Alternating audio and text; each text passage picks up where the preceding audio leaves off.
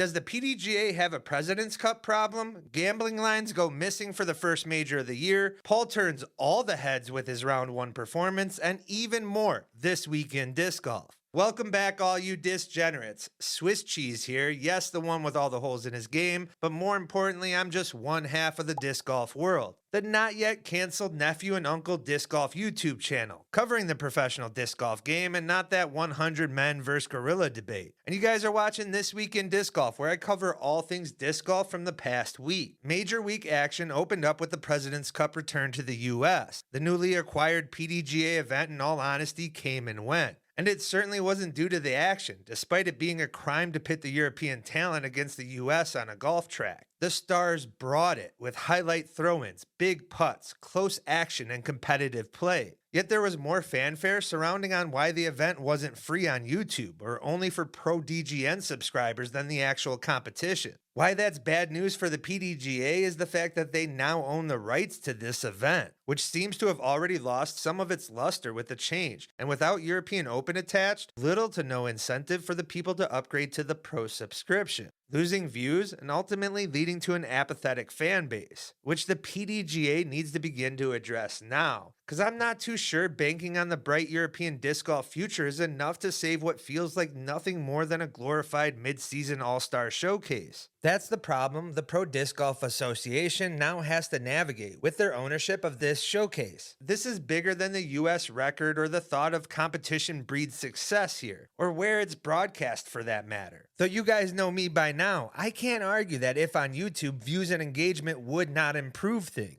That, and you guys know, I won't shy away from saying its attachment to Champions Cup here in the US certainly doesn't help it either. Add that with this acquisition also brought the loss of big-name sponsors that were attached to the UC Rand President's Cup, along with other professional optics, and most importantly, over a decade of history. The PDGA and leadership has its work cut out for them if they want to make this one of the more prestigious events on the year, starting with important selections for locations here in the States with support. But the framework is there, a fan base on each side of the pond that is awaiting a trigger to ignite the passion to grow this event. And most believe a European win just might be that catalyst, but we're going to have to wait another year to see. But who knows, with the European Disc Golf Festival being a future stop, with the money and sponsors that will be attached, it just might be Europe continually putting on a better President's Cup every other year for things to finally get chippy. And now for the recap of all the action. The US took an early lead after round 1 behind the efforts of AB, Paul, Isaac, and Gannon, going into the second round's match play up 17.33 to 10.66. Yes, the decimals are weird here, but I'm moving past that. The action grew tight from there as the European squad held a lead at one point. Kristen and Evelina delivered like most expected, and Simon dominated his match as well, each of them earning 3 points early for the European squad. Yet as the round progressed, US not only caught their competitors, but took control. McBeth took down his match confidently, winning with the most holes in the round, with a 5 against Europe's top MPO talent, Antala. Both Burr and AB would win comfortably, but not as comfortable as Vinny. The only match play battle on the round was between Yuna Heinonen and Ricky Wysocki, as they would end up splitting the match. Yuna really showed out this President's Cup, despite some criticizing the UC selection over others, as the captain selection lost no points to his US competitors on the entire day, actually split against Ricky in the match play round and also Vinny in stroke play. But it would be the US, again with another champagne celebration, winning by over 9 points. And yes, that's me not acknowledging the decimal again, as the US has extended its undefeated streak to 13 now. The major week provided more as the Champions Cup action the very next day came out with some early hot round performances. Yeah, I'll get to Paul's round in a bit, but missing from this first major of the year were the betting lines for the week. After lines being posted on multiple sites for both MCO and KC Wide Open, with relative success mind you, they were absent for the first major of the year, a huge miss for the long weekend. And no, it wasn't due to the house getting smoked or them adjusting the bettor's advantage found in the FPO. Instead, with it being a PDGA event and not a DGPT one, there will be no lines for the entire week. And despite Jeff Spring, DGPT CEO, expressing PDGA major betting to come online soon, it being missed for one of the 4 majors in its return year is not a great look for either of the Tour or the PDGA. And though my wallet might be thanking them, I'm not. Certainly doesn't help Champions Cup either, having to already overcome the criticism of the selection of this location and the overall disinterest for a major not named Worlds or USDGC. Betting could only help that and engage the fans even further, and would have been great to see with President's Cup also. And I'm not trying to be too critical here for this soft rollout, but it is a missed opportunity, which just might silence some of the critiques to come out this weekend, especially if the scores continue to be as hot as they are over the entire 4 days.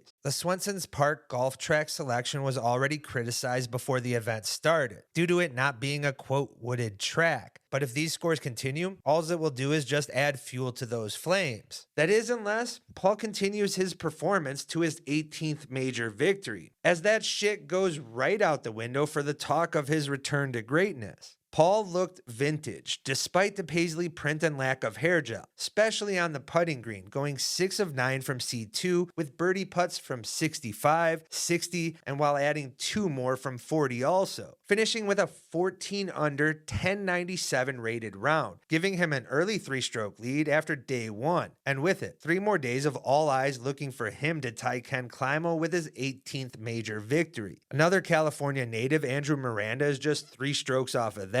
Miranda might not be on many fans' radar, especially with his limited tour run, as this event is his first Elite Series or higher tour stop for the year, yet his form pops on film and even more so in person. Though there was limited coverage of his day, as his card was just one off of McBeth's, who cannibalized all the DGN coverage. But a solid day 2 lead card could allow Miranda to make some noise, and others to take note. Jesse Nieminen, fresh off a President's Cup roster spot snub, shot an early 10 under round that held up for most of the day. He actually matched Paul with a 94% C2 in regulation stat on the round. That and the lead card is rounded out with Adam Hammes at a 9 under, as he got himself back into the action and near the top of the leaderboard following his worst performance at the last stop with a disappointing 83rd at Casey Wide Open. That, and I can't forget Jacob Cupcake Courtis making waves with a 7 under, remembering his bag and tee time this time for some highlights on the day, accomplishing that despite Drew Gibson's time violation warning and the World Star call-out video he posted later, showcasing Cupcake's extended putting routine. Despite all that, Cupcake still found himself just outside of chase card. MPO wasn't the only ones with some early hot round action. The FPO action had its own. Did not come from the favorite to win Lot, who though on lead card at 5 unders, still finds herself a number of strokes behind in 3rd place, tied with Paige Pierce, who made a bit of resurgence herself also. Paige has always liked this track and has won here multiple times in the past, but has not been able to crack the top 10 yet this season.